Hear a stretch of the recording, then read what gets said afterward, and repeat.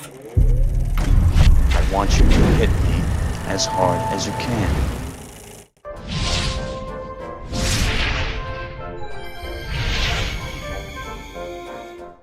There seems to be no sign of intelligent life anywhere. Hello? Oh, yeah! Ah! Whoa! Hey, whoa! Did I frighten you? Hello, and welcome back to Animation Movies Revisited, where we take a look back at some of the greatest animated films and rediscover why they've left a lasting impression throughout the years. This time out, we're going back to where it all began for Pixar Studios, with an investigative look into their first animated feature film, Toy Story. The year was 1995. Pogs were all the rage, Seinfeld was one of the most popular shows on television, and the world's first computer animated film had arrived to revolutionize the industry and summon a sea change that would trap classic animation methods in a powerful undertow. One of the benefits of being an old is that I got to experience many of the films we talk about for this series in theaters firsthand.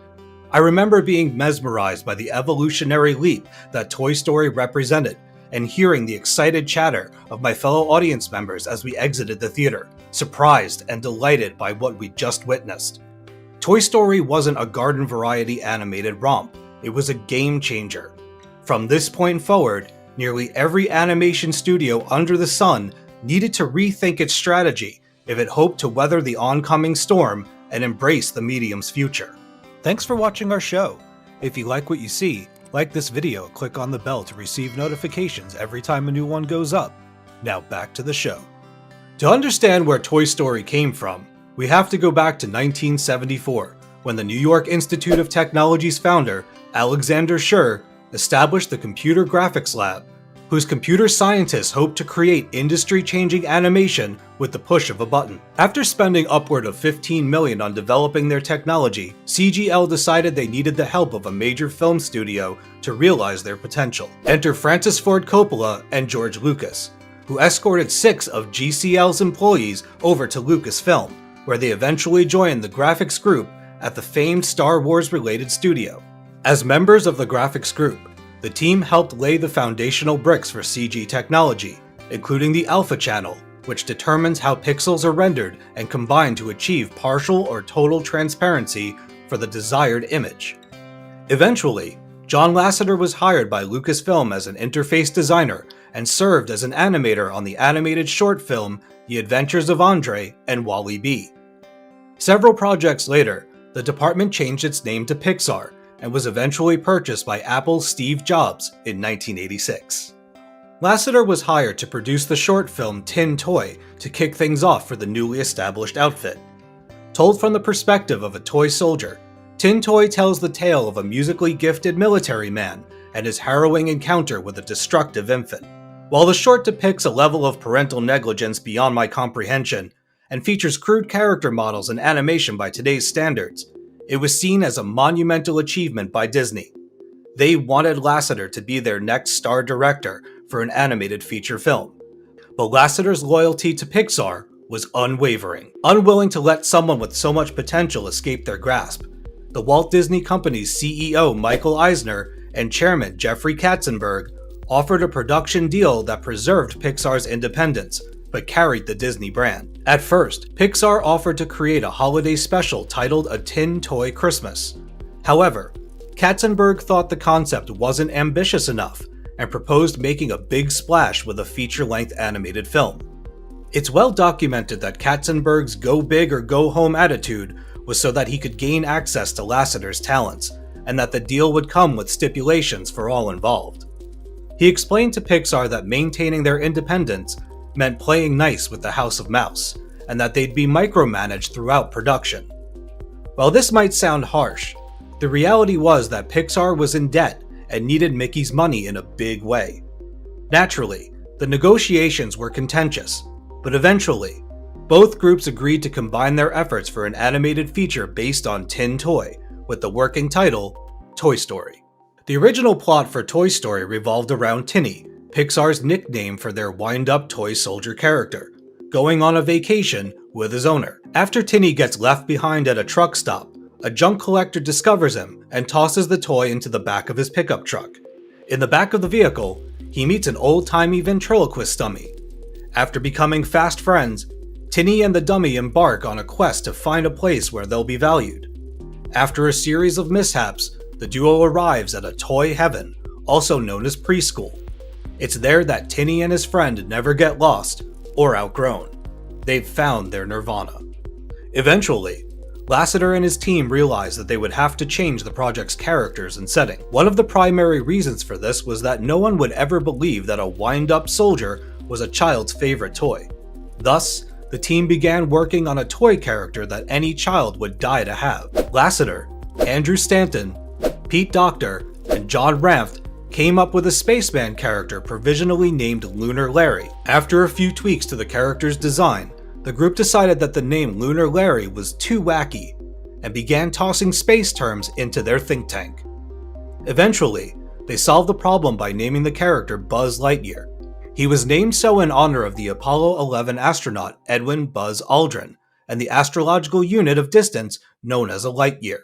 At first, the team wanted to pair Buzz with a ventriloquist dummy complete with top hat and tails, but Bud Lucky had the idea of making the toy a cowboy. Shortly after that, an attitudinal cowpoke moseyed onto the scene with a design inspired by Lasseter's old Casper doll.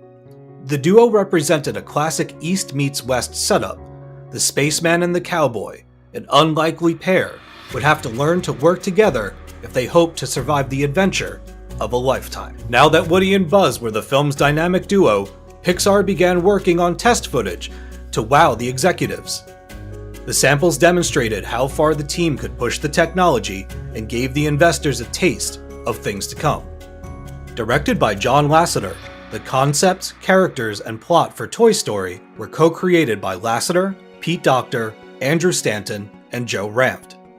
The final narrative revolved around an eclectic group of toys who encounter a state-of-the-art action figure named Buzz Lightyear.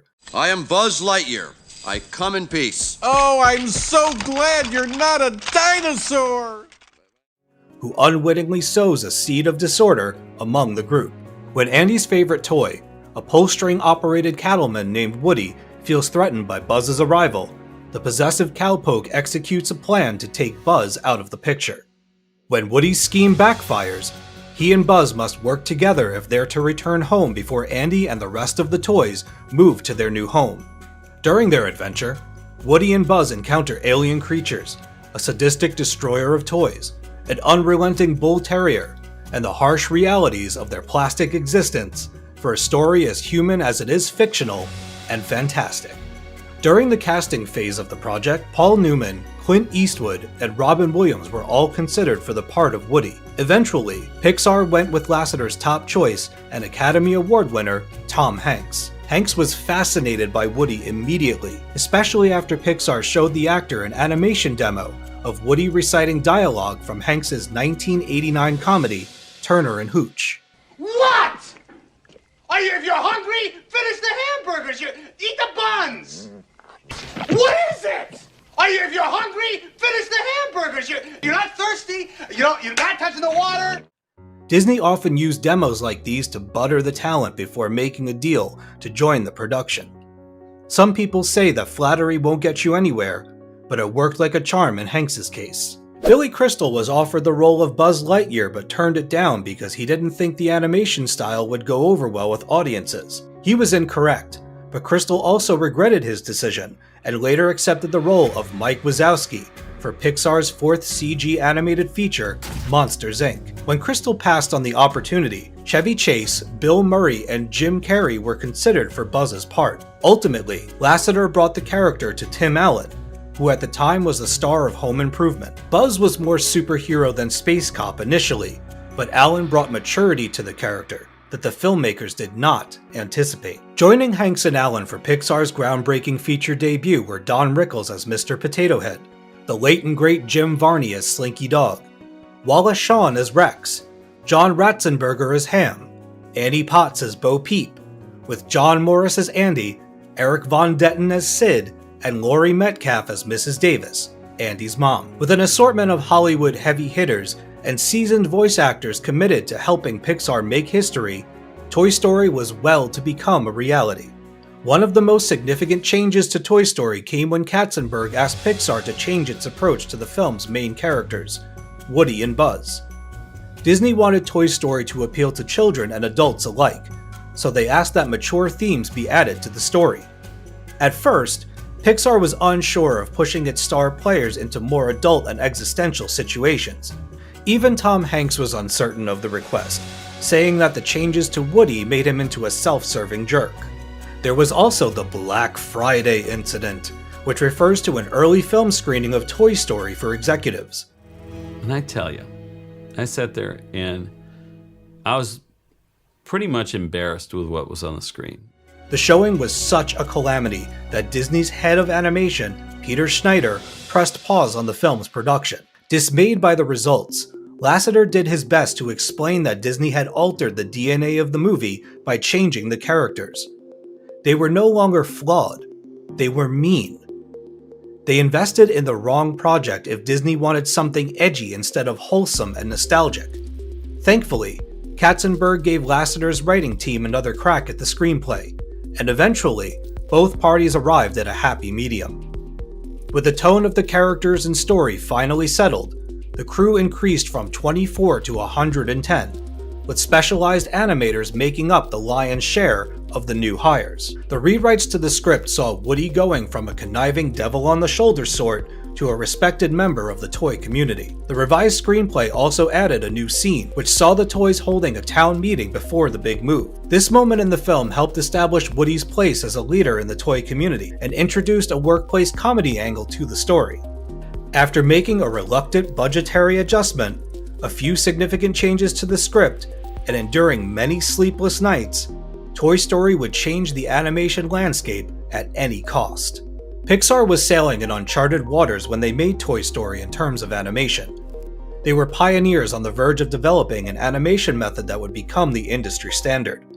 The tools they developed were so new that animators hired for the film needed to learn them from scratch. Everything was a learning process, and they'd soon discover that they needed all kinds of artists for the job. The world of Toy Story needed to be believable. The film required meticulous attention to detail, as every asset was created and animated to perfection. Like any other animated film, Toy Story began as a series of storyboard images before moving on to animation. A total of 27 animators created 400 character models to manipulate throughout the adventure, each coded with a complex level of articulation. With 8 separate teams assigned to perfect each shot, the project welcomed several cooks into one kitchen. In addition to animating characters, Pixar was tasked with bringing audiences into an authentic world. The design team smoothed many of the film's straight edges, making particular objects more aesthetically pleasing. While pleasurable shapes were all well and good, the film also required realistic lighting and shading. These elements helped give characters and their environment a level of semi-realism, establishing an uncanny valley as deceptive as it was mesmerizing. Something that sets Toy Story apart from other animated films in Disney's classic library is that it is not a musical. The decision to have Toy Story be devoid of song and dance numbers was a conscious one, and made some team members nervous about the film's ability to appeal to audiences. Disney had a long history of introducing audiences to marketable earworms, but instead gave them Randy Newman. Newman composed the soundtrack for Toy Story, which included the memorable track You've Got a Friend in Me. While the film failed to include car trip-worthy bangers like A Whole New World from Disney's Aladdin or Under the Sea from The Little Mermaid, Newman's folksy songs were charming and emotional. Some people would argue that Newman's soundtrack helped pave the way for a different approach to soundtracks for animated films, and parents were thrilled about the change to Disney's well-worn formula. Due to the divide between Disney and Pixar, Toy Story had 2 premieres. The Disney premiere screened at their El Capitan Theater in Los Angeles, California, on November 19, 1995. Meanwhile, Pixar's debut happened at the Regency Center in San Francisco the following evening. When Toy Story opened to general audiences across 2,281 screens, it earned over $244 million during its theatrical run. Disney and Pixar spent an additional $20 million in marketing materials to promote Toy Story to its target audience. I'm talking about Burger King kids meals, Woody and Buzz slapped onto soda cans, and signature sneakers featuring the film's most beloved characters. As it turns out, Toy Story was a problematic film to promote given the rights to several of its characters belonging to competing toy companies. No one involved in the making of Toy Story had anticipated the film's overwhelming success. Investors were wiping their asses with Benjamins, and Pixar had established itself as a force to be reckoned with practically overnight. The film went on to win several awards for its outstanding excellence, including 8 Annie Awards. The whole world was captivated by what Pixar achieved with its first feature film. Meanwhile, competing studios were busy rethinking the lasting appeal of 2D animation, and whether or not it was a dying art form. I've already peppered this episode with details about the legacy of Toy Story. However, what Pixar and Disney were able to accomplish with this wholly original and unorthodox film cannot be understated. Toy Story marked the beginning of an industry-wide shift in the art of animation filmmaking. It introduced characters that reside in the hearts and minds of millions. Since the original's release, the Toy Story franchise has expanded to include 3 theatrical sequels, several short films, video games, and theme park attractions. In fact, this summer will see the release of a Toy Story spin-off titled Lightyear. What? Starring Chris Evans as the voice of the fearless space ranger, Buzz Lightyear. I believe Toy Story is everlasting, and that we'll see these characters represented and reintroduced for generations to come. Despite earning a place of prominence in the annals of animation history, I do not think that Toy Story is a perfect film. Is it endearing? Absolutely. Did it introduce the most remarkable change in animation filmmaking in several decades? You bet. However, the technological seams of Toy Story look a mite frayed after so many years. Some human character models border on the brink of grotesque, and select movements appear jerky and unnatural. While I admire the craftsmanship and creativity that went into the making of Toy Story, I find aspects of the film's environments to be aesthetically unappealing. But don't get it twisted. Toy Story excels in its ability to connect us to toy characters that feel human in every way that the filmmakers intended. I felt anger when Woody allowed his jealousy to jeopardize Buzz's safety and Andy's happiness. I experienced a sense of righteousness when Woody, Buzz, and their newfound friends revealed their sentient nature to Sid. So play nice. Andy's sadistic, toy-torturing next-door neighbor. I was comforted when Andy discovered Woody and Buzz on the way to their new home. Every emotional beat hits like an Eggman mover's truck, and Pixar has been demolishing heartstrings with every subsequent film after that. For what I feel is the second best entry in Pixar's flagship franchise so far, I'll be giving Toy Story 8 Buzz Lightyears out of 10. Few films throughout animation history can say they changed the game like this one can, and we as audience members have been reaping the rewards ever since. It's been a pleasure to grow up alongside the Toy Story franchise, and it warms my animation-loving heart to know that Woody and Buzz will be entertaining generations to infinity and beyond. To infinity and beyond!